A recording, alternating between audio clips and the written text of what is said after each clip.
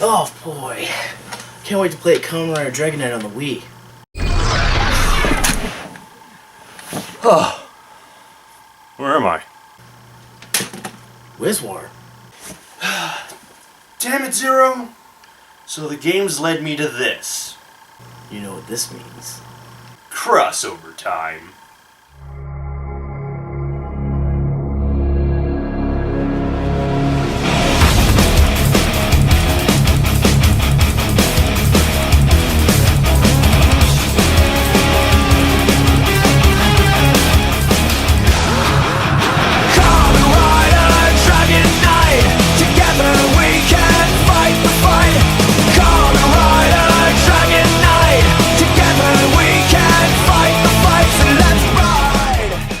Hi, I'm Wiz100. And I'm ZeroMaster, and this is From Zero to 100. And today we're going to take a look at the Kamen Rider Dragon Knight games. On the DS and the Wii.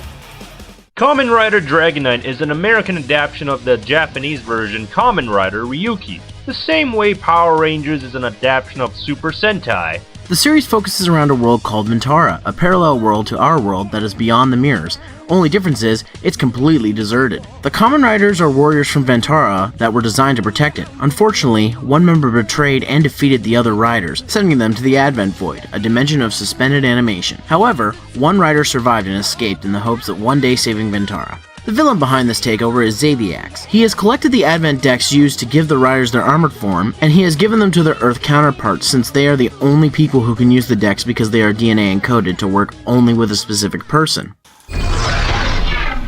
Oops. What happened? Man, are you alright? Yeah. The game's not here now.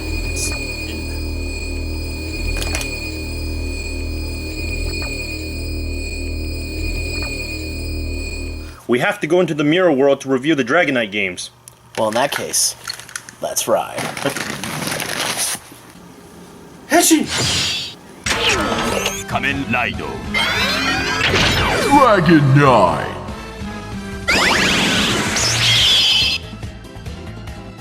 Yeah!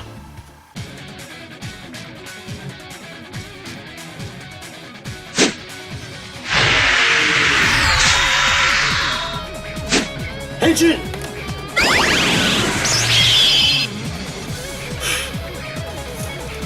Alright, let's go.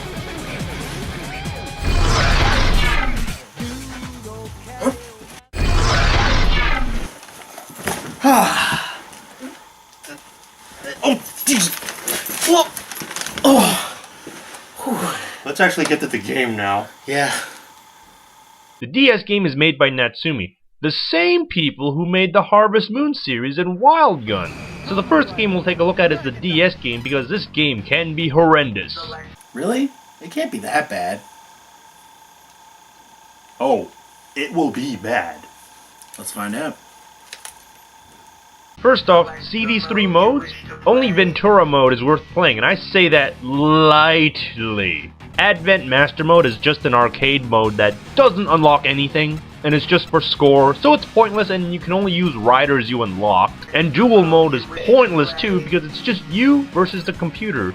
But oh, you can fight as a mirror monster! Yay! Oh, and this game has no multiplayer. Why? I do have an idea why it might be. This game has a cheap combo system that would probably piss off other players in a versus game, and also when you get knocked down, you can't do anything to make your character get up faster like in the Climax Hero games, or specifically Dragon Knight Wii, which makes playing this game a bit frustrating. Instead of a versus CPU mode, they should have included a training mode. I mean, what's the point in having so many single-player modes? If they included multiplayer, then I could understand, but all these other modes are just pointless. Anyways, you want to talk about Ventara mode? Where do I begin?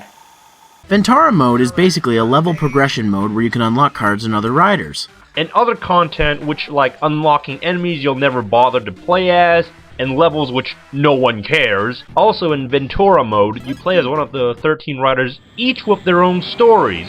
The problem with this mode is that you have to level up by gaining experience like an RPG. The reason why this is a problem is because it takes way too long to progress to fight other riders. Most of the time you'll be fighting the same minions over and over and over again, so you can stand a chance against the riders since they are much more powerful than you are. There are 10 levels, each having a row of 5 levels in them, so that makes 50 levels in total that you would have to play in order to unlock content, and that's fucking tedious, because you only get them by beating the X levels and not by leveling up as I had hoped it might have been, which might have made leveling up interesting. Also, 50 levels for each rider? You'd be playing this game 650 times assuming you don't die. And speaking of leveling up, when you level up, it only does one thing and one thing only. And that thing is so vital to having a fair fight. That one thing is giving you more health. You have to level up to get more health so you don't die instantly from fights later on, because the enemies will have so much more health than you that they'll survive longer than you. Heh survive mode. Oh, and by the way, Zero, what did you think of your fight with Scissor? Well, being that he was level 4 and I was only level 1, it sucked.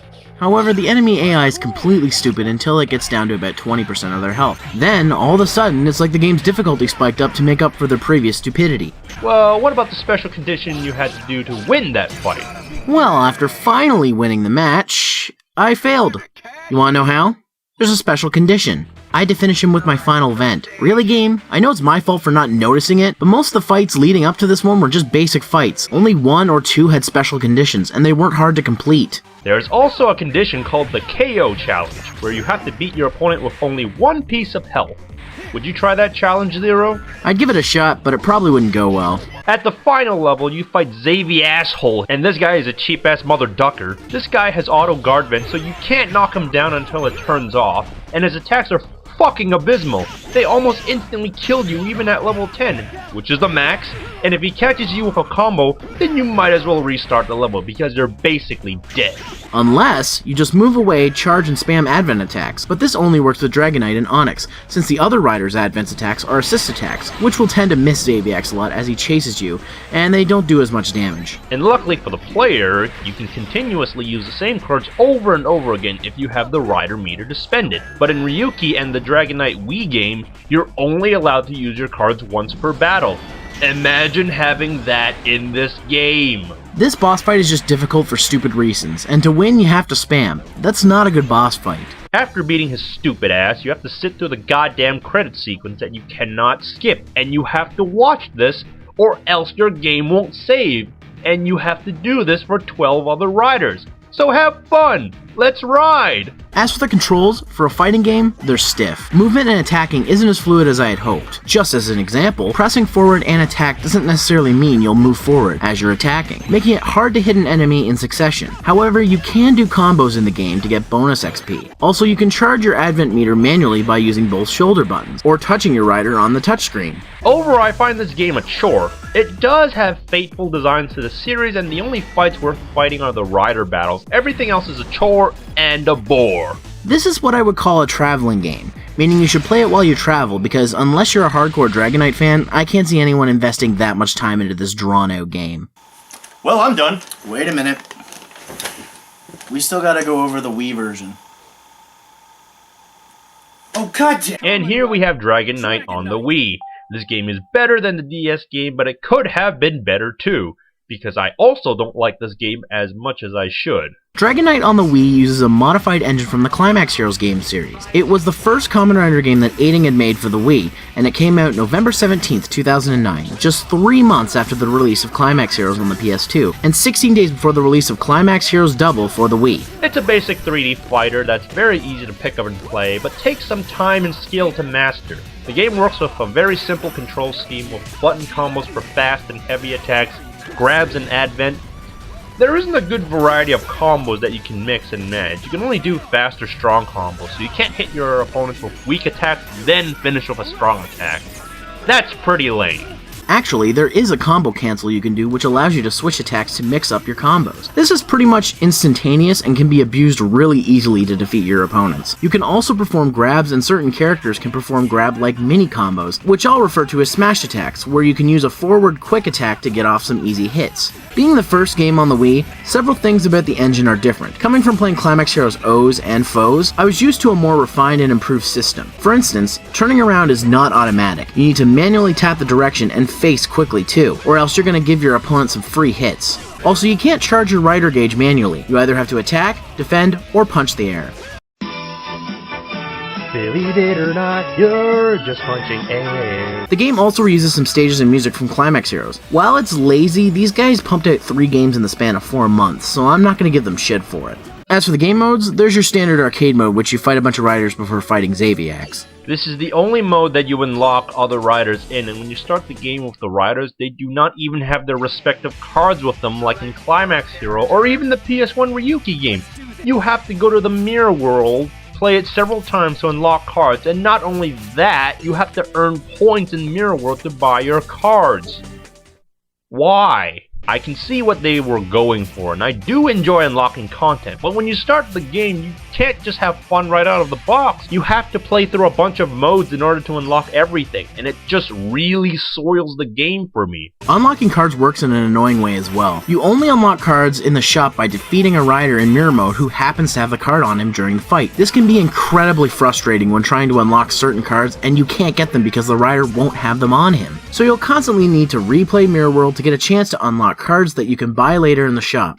Tedious doesn't even describe this.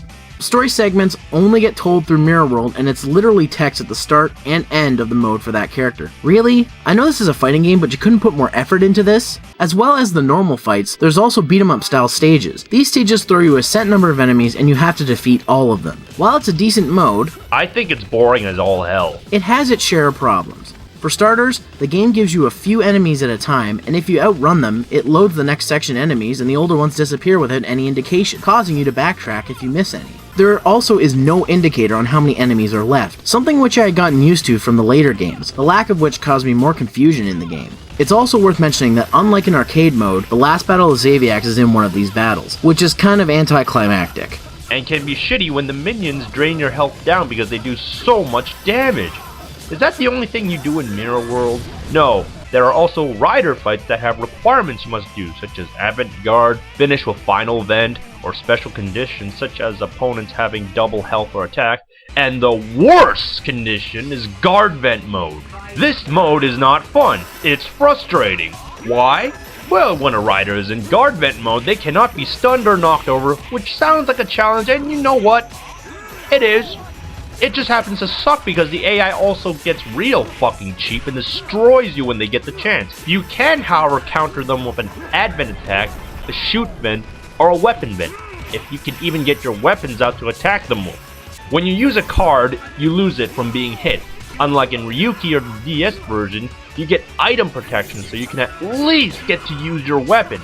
It also doesn't help that your weapons only last 7 seconds, which I find somewhat stupid. The DS one lasts for 10 seconds, and in Ryuki, you can keep it as long as you don't get knocked down, which I kinda prefer. But overall, guard vent mode just sucks.